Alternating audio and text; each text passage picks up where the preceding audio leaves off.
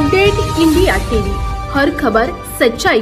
माझ्या दृष्टीनं अतिशय आनंदाचा दिवस आहे आजचा, कारण या नदीच्या काठी माझं जवळजवळ निम्म आयुष्य गेलं। शिरगाव हे माझं जन्मगाव आणि वाळवा ही कर्मभूमी। इथं नाश्त्यांचा बंधारा नव्हता त्यावेळी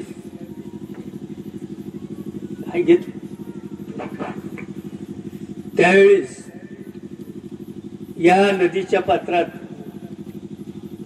दिवाळीनंतर उतार असायचा, संपूर्ण वाळू होती आणि आम्ही त्या काळात वाळूत खेळायला जागा एकमेव म्हणजे वाळू असायची। संध्याकाळी 5 वाजले की शाळेनंतर इथं जो प्रवाह होता त्या बाजूला शिरगाव, या बाजूला वाळू, नदीच्या काठालाच माझं आजोळ त्या ठिकाणी।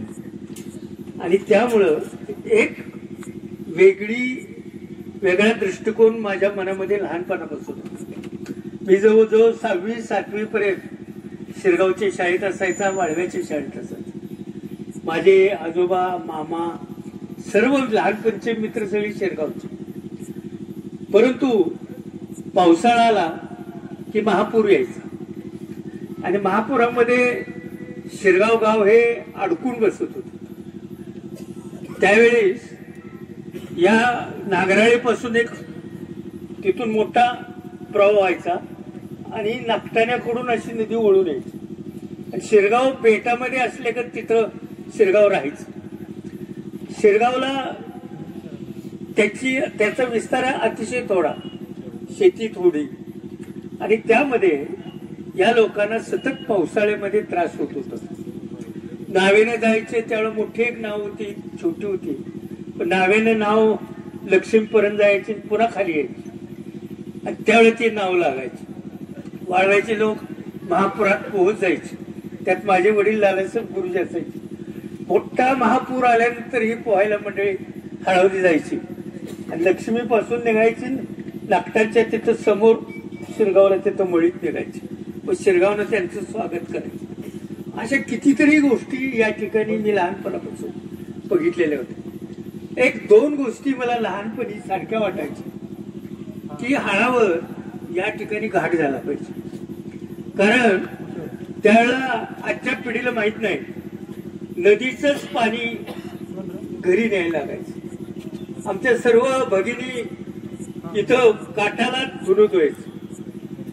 जनावर आणायची असली तर इथं जनावर आणायची सगळी, आणि गुडघ्या एवढा गाळ असायचा, त्यातून सर्व माणसं आणि भगिनी, विशेषतः जैन समाजाच्या, धनगर समाजाच्या, ह्या पाणी आणायला यायचं आणि मांडी चिखलातून ऋतून पाणी वर न्यायचं। ती कल्पना सुद्धा तुम्हाला येणार नाही अशी अवस्था होती। मला त्यावेळेस वाटायचं, कारण मी पाणी नेत होतो त्यावेळेस, आमच्या घरात सुद्धा नळण पाणी आलेलं नव्हतं, आम्हाला कंपल्सरी 2 घागरी पाणी नेलंच पाहिजे आणि 3 मध्ये आमचे 8 माणसं आम्ही राहतो, त्यावेळेस एवढं पाणी नव्हतं। म्हैशी होत्या, ते नदीला आणल्याच पाहिजे दररोज, म्हैशी धुवून न्यायच्या, आमच्या 3 म्हैशी होत्या, ते काम आमच्याकडे असायचं कॉलेजला जाईपर्यंत। त्यामुळे या वातावरणाशी समृद्ध झाल्यामुळे आम्ही कुठं टेकावर राहून नदी बघणारी नव्हतो, नदीच्या काठाला जन्म घेतलेली आहे माणसं, आणि त्यामुळे नदीविषयी आणि नदीच्या काठाविषयी अतिशय प्रेम असणारा मी माणूस। मला वाटायचं तर घाट झाला पाहिजे। बापूंच्या काळात बापूंना मी मागणी केली, बापूंनी दर आहे का बघितला, पण पारा मारला आणि पारा मारून बघितल्या खोलपर्यंत, पण बापूंचं आकस्मिक निधन झालं आणि जयंत पाटलांनी आमदार झाले। त्यानंतर आमची एकच मागणी की हाळावर घाट झाला पाहिजे। त्यांनी अर्थमंत्री असताना एकदा मला आठवतं, येतो कुणाला तरी बोलवायला, पण आम्ही नदी काठाला आलो, मला म्हणले तात्या इथं आपण घाट करूया। म्हटलं करा, ह्या म्हणले बजेटमध्ये मी धरतो, आणि मग त्यांनी बजेटमध्ये धरला आणि हा घाट पूर्ण झाला। दुसरं पुन्हा वाटायचं की हाडावनं पलीकडे जायला पूल पाहिजे, कारण हा पूल जरी असला तर हा पूल बुडायचा. आमच्या काळात मी लहान असताना शाळेला 26 दिवस हा पूल बुडलेला आहे. आणि मग हळवली सगळी मराठी शाळेची मुलांनी सुद्धा नावेत जायचं, एकदा नाव सुद्धा वाहून गेलेली होती. आणि अशा अवस्थेत पूल झाला पाहिजे. साहेबांना मी विनंती केली वाळव्याच्या लोकांनी की साहेब काही झालं तरी पूल झाला पाहिजे. त्यांनी मी सांगितलं बजेटमध्ये धरतो, आणि बजेटमध्ये धरला पूल, मंजूर झालं. आणि त्यांचा मला फोन आला, मी त्यावेळा विदर्भातून, तात्या म्हणजे तुमच्या हळावला पूल मंजूर झालाय. माणसं पुलासाठी आंदोलन करतात, उपोषण करतात, तुम्ही काहीच केलं नाही, तुम्हाला मी पूल मंजूर केलाय, निदान गावात सांगून 4 फटांगड्या तर उडवा. मग आम्ही इथं हळावर तिकडं पूल कोटाव लेखान म्हटलं न काय करता एवढा मोठा पूल मिळाला, 4 फटांगड्या उडवा, गावाला कळू दे. जयंत पाटलांनी पूल मंजूर केला, तो पूल झाला. त्याच दरम्यान शिरगाव वाळव्यात पूल झाला पाहिजे अशी आमची मागणी होती. मग साहेब सारखे म्हणायचे की साहेब इंजिनियर आहे, सिव्हिल इंजिनियर, ते म्हणायचे झुलता पूल करायचा ताती. आणि त्या पुलाच्या संशोधनात काही वर्षी गेली, आणि पुन्हा म्हटलं की हे परवडत नाही, सहकार्याचं नाही, झुलता पूल त्यावर वाहनं जाणार का नाही, आणि शिरगावला कायम स्वरूपाचा व्हायचं तर आपण पूल करू. त्यांनी प्रस्ताव तयार केला. आणि त्या इंजिनियर त्यावेळेला सुभाष पाटील होते आणि साळुंके वरती होते कोल्हापूरला आय थिंक. आणि सुभाष पाटलाला साहेबांनी सांगितलं की तुम्ही दिलीप तात्यांच्याकडे जावा आणि पूल कुठं करायचा तात्या सांगतील तिथं करायचं, जागेची पाहणी करा. मग सुभाष पाटील पतसंस्थेत आले, आम्ही ठरवलं वाळव्यात जायचं. मग वाळव्यात आम्ही दुसऱ्या दिवशी बघायला आलो. अगदी कोटावरती पहिलं पाहिलं, हरिजन वाड्याच्या इकडं ते अलीकडे इथं ती एक जागा पाहिली, ही विठ्ठल रुक्मिणीच्या देवळाजवळची एक पाहिली. आणि मी म्हटलो हळाच्या इथं होतो का बघूया, त्यांनी इथंही पाहिली केली. मग कोटावरचा जो पूल होता तिकडच्या बाजूला, त्याच्या समोर असणाऱ्या जमिनी जात होती, आणि पवार मंडळी पलीकडे राहतात सगळे, आणि त्यांच्या जमिनी जाणार. शिरगावला अगोदर जमिनी कमी, त्याच ही जमिनी जाणार. पण मी त्यांना विनंती केली की त्या जमिनी घ्यायच्या द्यायच्या याच्यात आपल्याला त्रास होईल, ती जमिनी वाचेल. शेत करायचा तर ते म्हणले इथं नाही होत, कारण हे हेरिटेज आहे, हे पुरातन देवळ आहेत, घाट आहे, त्याच्यात करता येणार नाही, पुढं वाट नाही. मग म्हटलं हळाव करूया, याचा फायदा असा होईल की इकडं फारशी जमीन कोणाची जात नाही, आणि ह्या बाजूला नाईक समाजाची तेवढी जमीन जाते थोडी, त्यांना आपण भरपाई देऊया. आणि सगळ्यात सोपं हे आहे. सुभाष पाटील म्हटले पैसे जास्त लागणार, उंची जास्त होणार, तिकडच्या पेक्षा इकडे लांबी जास्त होणार. मी म्हटलं होऊ दे की आता सरकारच उदार झाले, साहेबांना सांगा आणि इथंच पूल करायचं. आम्हाला साहेब माहित होतं त्यावेळेला, आमचा स्वार्थ होता इथं करण्याचा. ते पूल हळाव झालं पाहिजे तर आमचं म्हणतील, खाली गेल्यावर मालक लय होतील तिकडे, नसणारे मी म्हणणार मी केलं. आज आता कुठं शिकणं 2 किलोमीटरवर राहणारे म्हणते पूल आम्ही केले. कधी यांच्या घरापर्यंत पाणी गेलंय का? आमची घरं बुडते ती, आम्हाला पुलाची गरज, आमचा आजोळ बुडतंय, त्यांना काही नाही वही बघायला येत नाही. पण आता एवढं मोठं पूल झालं म्हटल्यावर तर आम्ही केलंय म्हणायच पाहिजे, राजकारण आहे म्हणू देत बिचारे. पण त्यांनी परमेश्वराला आणि त्यांच्या आजोबाला स्मरून सांगावं, कोण म्हणतो त्यांनी की तुम्ही खरोखर हे पुलाची जागा बघायला आलता का, आणि ही जागा कोणी ठरली. काय लेखानो सत्ता आमची बदलली, जयंत पाटलांनी तो प्रस्ताव केला, पाठवलं, सत्ता गेली. म्हणून काय तुम्ही पैसे दिले नाही, सत्ता गेली तरी जयंत पाटलांनी त्याचा पाठलाग केला. आणि त्यावेळचे पाटबंधारे मंत्री, बांधकाम मंत्री अशोक चव्हाण होते, आणि अशोक चव्हाणला सांगितलं हा प्रस्ताव मुंबईतून दिल्लीला गेलं पाहिजे. अशोक चव्हाणला फॉलोअप करण्यासाठी पूल होण्यासाठी एक खास पीए ठेवलेला होता, त्याचं नाव संजय पाटील. संजय पाटील ह्या पीएने एकच काम करायचं दिवसभर, अशोक चव्हाण जवळ जाऊन बसायचं, आमचा दिल्लीला प्रस्ताव पाठवा. आणि मला सांगितलं तात्या तुम्ही संजय पाटलाला फोन करायचे, काय झालं म्हणून. मी इथनं संजय पाटलाला करायचं, एवढं पूल एवढं झालं पाहिजे. आणि मग तो प्रस्ताव वर गेला. योगायोगानं तुमचं सरकार होतं, नितीन गडकरी केला, आम्हाला मान्यच आहे, म्हणजे तुम्ही नाही केला. नितीन गडकरी वेगळे तुम्ही वेगळे, त्यांचा वारसा तुम्ही कशाला घेत नाही, त्यांचा वारसा जयंत पाटलांनी घ्यावा. कारण इथल्या आमदारांनी शिफारस केल्याशिवाय कुणालाही करता येत नाही. आता जे म्हणतायत त्यांनी एक कागद दाखवावा की लिहिलेला की वाळव्याचा पूल व्हावं. मी म्हणेन त्या काही गेली होती रेकॉर्ड बघायला, अनेक जण गेली, हौशे नवशे गवशे, काही रेकॉर्ड गावलेलं नाही. सगळं साहेबांचं तिथे रेकॉर्ड आहे आणि साहेबांनीच हा पूल केलेला आहे मंजूर. आणि आम्ही केलेला आहे. ही जागा दिलीप तात्याशिवाय साहेब, मी आणि सुभाष पाटलांनाच माहित आहे. मी हळाव सुद्धा सांगितलं होतं जयकरराव. आणि त्यामुळे या पुलाचं सगळं क्रेडिट आमचं आहे. आणि आम्ही केलेलं पुलाला फोडायला नाही तर तुम्हाला फोडून देऊ का, नसो आम्ही सरकार आहोत. पण या पुलाच्या सर्व जडणघडणीत जयंत पाटील आहेत. आणि जयंत पाटील आहे म्हणून घाट झाला, जयंत पाटील आहेत म्हणून ते पूल झालं, आणि जयंत पाटील आहेत म्हणून हा पूल झाला. माझ्या आजोळला जायला फुलावून जाता येते, याच्या एवढा आनंद काही नाही. लहानपणापासून ते पाहिलेलं आहे, मला सगळ्यात जास्त आनंद झाला. आणि दुसरी गोष्ट साहेब ते काय म्हणतात माहिती का, मग शिरगावनं का तुम्हाला मत दिली नाही. एक पत्र आज वाचले मी कुठेतरी पेपर, मग शिरगावनं का मत दिली नाही.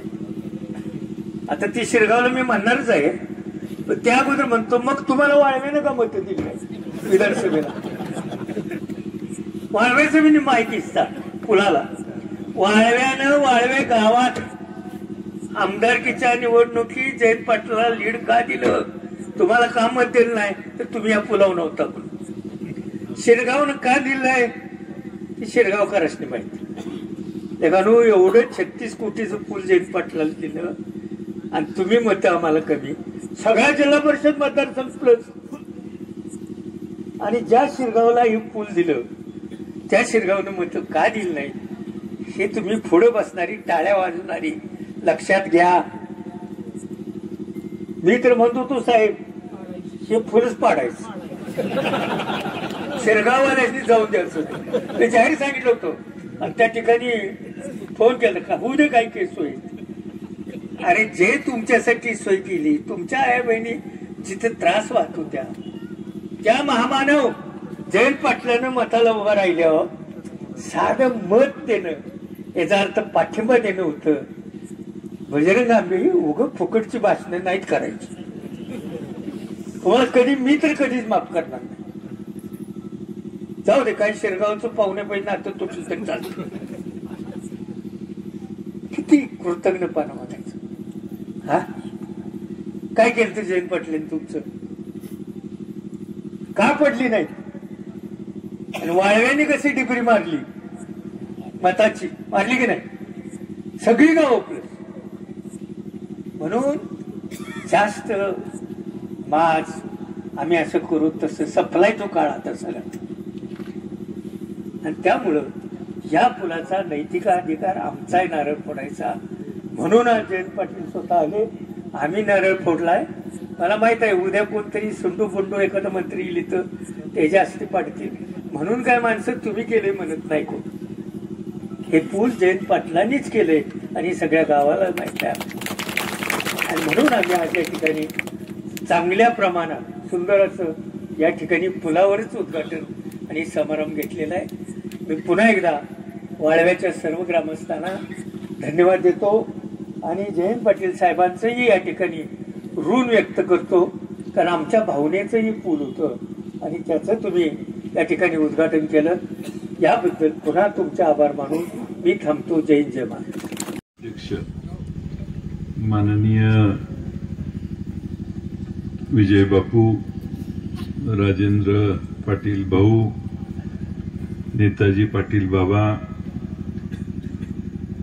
संजय पाटील, देवराज देशमुख, शिरगावचे सरपंच दिलीप वाघमोरे, सर्व ग्रामपंचायतीचे सदस्य, उपसरपंच वाळव्याचे शेखर शेळके, विजयकुमार पाटील, प्रशांत थोरात, किसन गावडे, जयकर गावडे, हर्षवर्धन पाटील, जालेंदर काका थोरात, मिलिंद थोरात, राजेंद्र औंधकर, अनिल थोरात, संदीप धनवडे, वर्धमान मखदूम, बजरंग आंबी, माणिकराव पवार, बाळू भोसले, सर्जना पवार, उपसरपंच शिरगावच्या, प्रकाश पवार, सचिन थोरात, विनोद हवलदार, प्रल्हाद आंबी, विनोद आंबी, वाळव्याचे संजय गावडे, मालनताई नाईक आणि अजय मंडले ज्यांनी पुलासाठी जमीन दिली, आणि वाळवा शिरगावचे सर्व ग्रामस्थ बंधू भगिनींनो, आज आपल्या बऱ्याच दिवसापासून पूर्ण झालेला व दोन्ही बाजूला खाली उतरण्याची व्यवस्था नसलेला असा पूल साधारण वर्ष सव्वा वर्ष आपण प्रतीक्षेत होतो. कारण दोन्ही बाजूच्या आमच्या संजय गावडे वाळव्याला आणि शिरगावचे मालन नाईक आणि अजय मंडले यांना त्यांची नुकसान भरपाई जमीन गेलेली मोबदला मिळालेला नव्हता. बऱ्याच प्रयत्नानंतर अनेक नियम आणि नदीकाठची मळीची जमीन जी जास्त महाग असते त्याला सरकारी रेडी रेकनरमध्ये रेट देताना टप्प्याने कमी दर करून काही टक्केवारीने दर देण्याची प्रथा, यामुळे बराच काळ आपला सरकारशी झगडण्यात गेला आणि त्यामुळं इकडच्या संजय गावडेंना मोबदला मिळाला.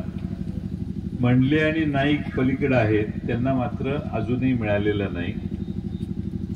प्रस्ताव पूर्ण केलेला आहे, राज्य सरकारकडून पैसे येणं बाकी आहे आणि कॉन्ट्रॅक्टरच्या आधी त्यांचे पैसे द्यायचे आणि मग कॉन्ट्रॅक्टरचं उरलेलं बिल द्यायचं, असा प्रशासनाला मी सांगितलंय आणि त्याचा तो प्रयत्न करतायत. या पुलाची कहाणी सगळ्यांनीच सांगितली. वाळव्यातून शिरगावला जाण्यासाठी नागठाणच्या बंधाऱ्याशिवाय दुसरा पर्याय नव्हता आणि नागठाणच्या बंधाऱ्यावरून येताना देखील एखादा ट्रक एखादी गाडी आली तर दुसऱ्या गाडीला पुलावर येता येत नव्हतं, बंधाऱ्यावर येता येत नव्हतं. असा अतिशय नॅरो पूल किंवा बंधारा हा त्या ठिकाणी होता. मधल्या काळामध्ये दोन पूर आपण बघितले. 2005 ला एक मोठा पूर आला, 2019 मोठा पूर आला.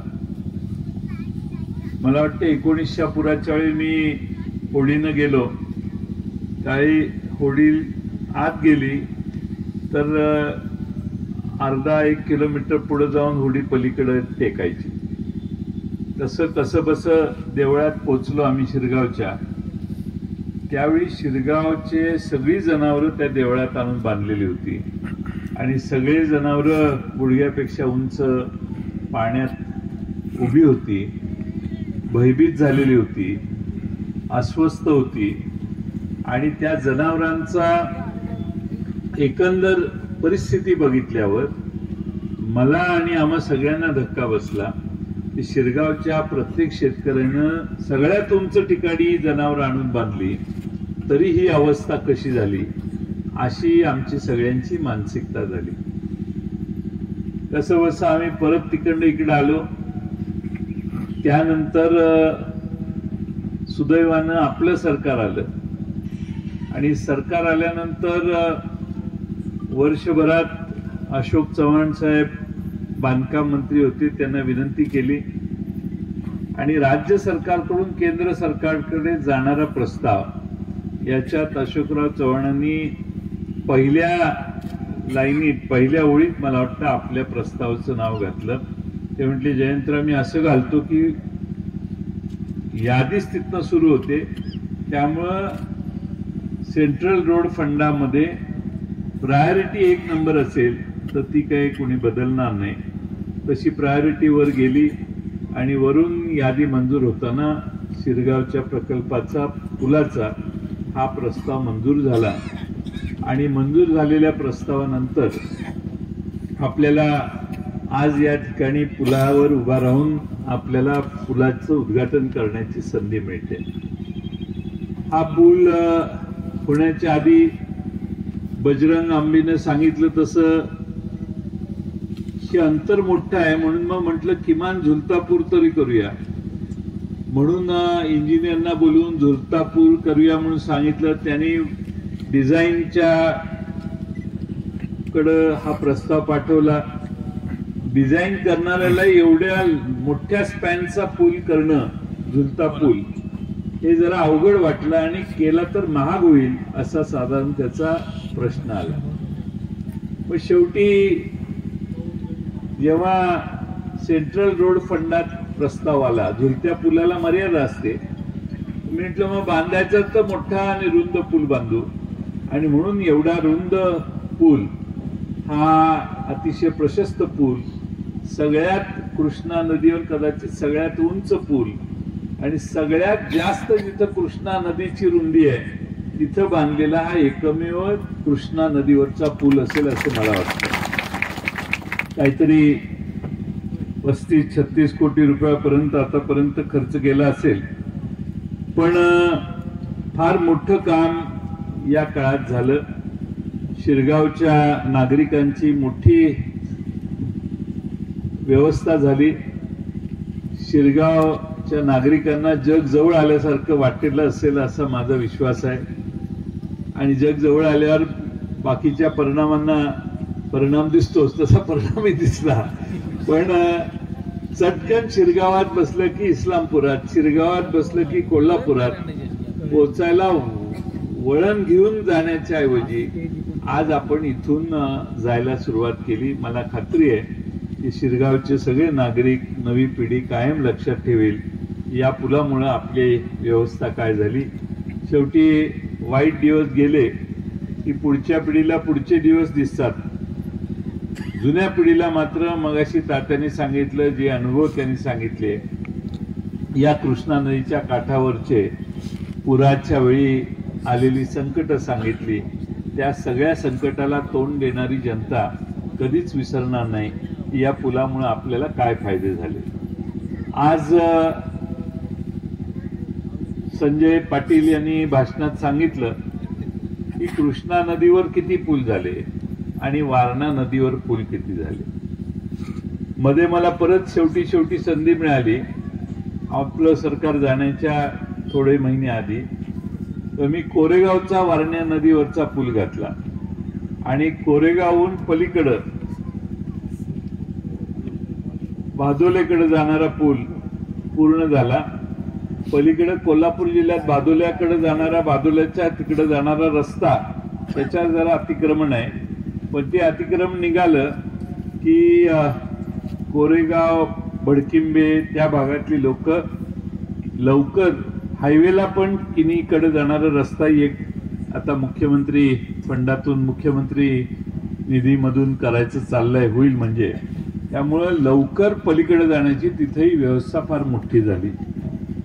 मी यासाठी आपणा सर्वांना सांगतोय की आपण सगळ्यांनी मला संधी जेव्हा जेव्हा दिली तेव्हा तेव्हा कृष्णा आणि वारणा नदीच्या अलीकडची पलीकडची गावं जोडण्याचं मोठं काम आपण मागच्या 15-20 वर्षात केलं.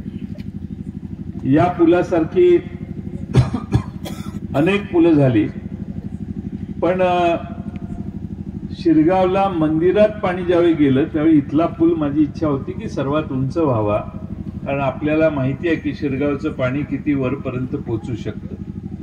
आज मला हाळावर इकडे येणारा गावातनं इकडे येणारा ओढ्यावरचा पूल हा देखील झाल्यामुळं इकडनं पूल करणं आणि पलीकडं बाहेर पडायला जागा पूर आल्यावर असणं एक चांगल्या पद्धतीचं व्यवस्था झाली. काल परवा मी बीडला गेलेलो. अनेक वेगवेगळ्या संकटाला त्या भागातली जनता तोंड देते आणि प्रचंड तोंड देण्याचं काम हे आज बीड असेल, जालना असेल, सोलापूर जिल्हा असेल, पलीकडे नांदेड असेल, लातूर असेल, या सगळ्या ठिकाणी पावसाने एवढं मोठं प्रचंड थैमान घातलंय. आता मला इथे यायला वेळ झाला कारण सांगली जिल्ह्यातल्याही जवळपास सर्व तालुक्यांमध्ये सततच्या संततधारेमुळं शेतात पाणी शिरलेलं आहे, शेतात पाणी राहिलेलं आहे. जतमध्ये नदी ओढ्याच्या बाजूनं एक